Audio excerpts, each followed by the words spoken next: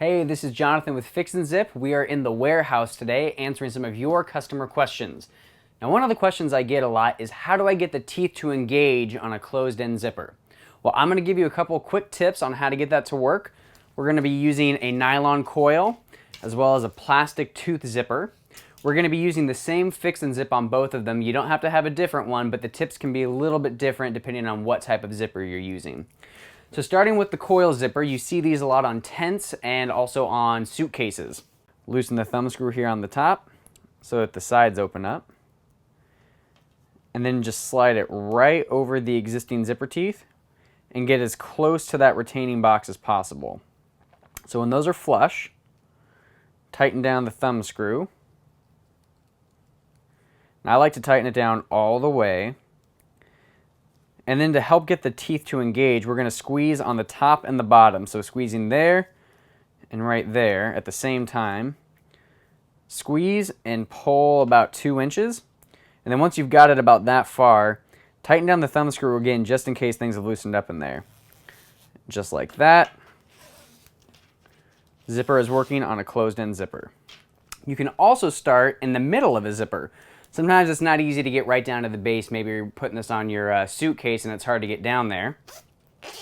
You can actually start this right here in the middle of the zipper track. So again, loosen the thumb screw, and this time we're going to manually feed both rows of teeth in there. And it looks like the zipper slider isn't big enough to fit both of them in, and that's because it's not zipped up yet. So you might even have to overlap it a little bit just to get it started. Once you've got it, tighten down the thumb screw. And again, we're going to squeeze on the top and the bottom like that, just to get it to engage. And you might even hear a little click just when it starts to engage. And again, tighten down that thumb screw because after it engages, sometimes things loosen up. And at this point, you can actually pull the zipper all the way back to the beginning, to the box, and it should zip up with no problem.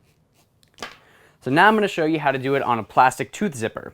Now in both of these zippers, I've been using our size large. But these tips are good for any type of zipper, any size zipper. So whether you're using the small, medium, or large, these are applicable. Again, we'll loosen the thumb screw here on the top so that the sides open up.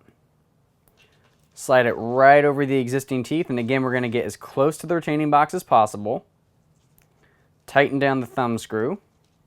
Again, go all the way. And then I'm going to squeeze down on the top and the bottom. So pushing there and pushing there. And then again, once I've got it started, I'm going to double check on the thumb screw to make sure it's tight. But just like that. The zipper's working on a closed-end tooth zipper. There is one other trick in case you're having issues. And that is to get the zipper manually started by snapping together some of these zipper teeth, kind of like puzzle pieces. Once you've got about a 1/2 inch there, loosen the thumb screw. And just slide the FixnZip right onto the existing zipper teeth. Tighten it down, and since it's already started, you should have no problem zipping it back up. If you have any questions or need more info, you can contact us on the website, FixnZip.com, or on Facebook and Twitter.